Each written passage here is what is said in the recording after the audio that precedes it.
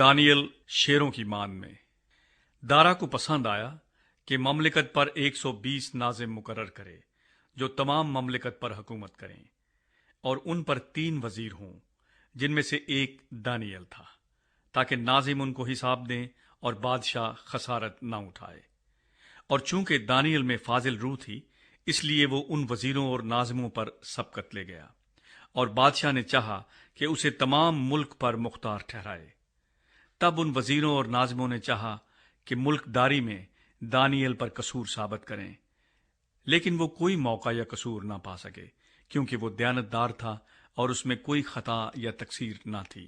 तब उन्होंने कहा कि हम इस दानियल को उसके खुदा की शरीयत के सिवा किसी और बात में कसूरवार ना पाएंगे।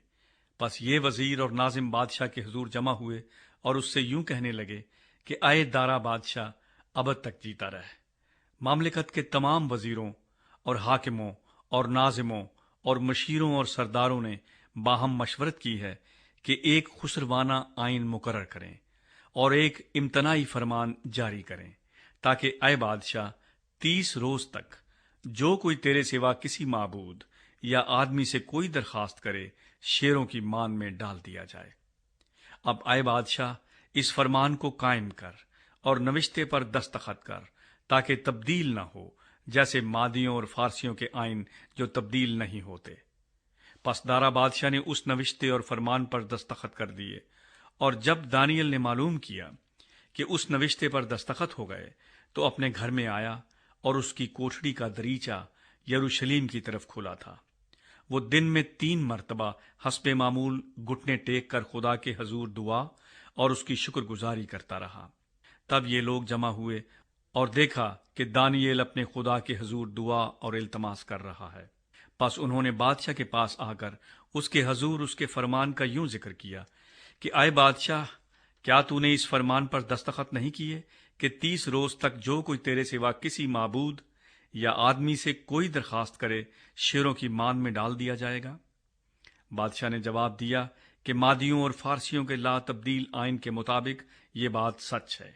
तब उन्होंने बादशाह के हजूर अर्ज की कि आए बादशाह, ये दानियल जो यहूदा के असीरों में से है, ना तेरी परवाह करता है और ना उस इम्तनाई फरमान को जिस पर तूने दस्तखत किए हैं खातिर में लाता है, बल्कि हर रोज 3 बार दुआ करता है। जब बादशाह ने ये बातें सुनी तो निहायत रंजीदा हुआ, और उसने दिल में चाहा कि दानियल को छुड़ाए, और सूरज डूबने तक उसके छुड़ाने में कोशिश करता रहा। फिर ये लोग बादशाह के हजूर फराहम हुए और बादशाह से कहने लगे कि आए बादशाह, तू समझ ले कि मादियों और फारसियों का आइन यूं है कि जो फरमान और कानून बादशाह मुकर्रर करे कभी नहीं बदलता। तब बादशाह ने हुक्म दिया और वो दानियल को लाए और शेरों की मान में डाल दिया। पर बादशाह ने दानियल से कहा, तेरा खुदा जिसकी तू हमेशा इबादत करता है तुझे छुड़ाएगा। और एक पत्थर लाकर उस मांद के मुंह पर रख दिया गया, और बादशाह ने अपनी और अपने अमीरों की मोहर उस पर कर दी, ताकि वो बात जो दानियल के हक में ठहराई गई थी तब्दील ना हो। तब बादशाह अपने कसर में गया और उसने सारी रात फाका किया और मौसीकी के साज उसके सामने ना लाए, और उसकी नींद जाती रही। और बादशाह सुबह बहुत सवेरे उठा और जल्दी से शेरों की मान की तरफ चला, और जब मान पर पहुंचा तो गमनाक आवाज से दानियल को पुकारा। बादशाह ने दानियल को खिताब करके कहा, आए दानियल, जिंदा खुदा के बंदे, क्या तेरा खुदा जिसकी तू हमेशा इबादत करता है कादिर हुआ कि तुझे शेरों से छुड़ाए? तब दानियल ने बादशाह से कहा, आए बादशाह, अब तक जीता रहे।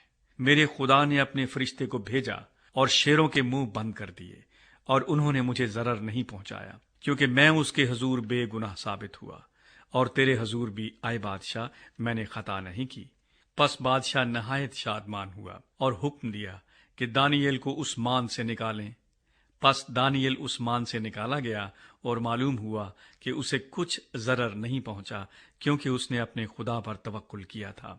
और बादशाह ने हुक्म दिया, और वो उन शख्सों को जिन्होंने दानियल की शिकायत की थी लाए, और उनके बच्चों और बीवियों समेत उनको शेरों की मान में डाल दिया, और शेर उन पर गालिब आए, और इससे पेशतर कि मांद की तह तक पहुंचे, शेरों ने उनकी सब हड्डियां तोड़ डाली। तब दारा बादशाह ने सब लोगों और कौमों और अहले लोगत को जो रूए जमीन पर बसते थे नामा लिखा, تمہاری سلامتی افزون ہو۔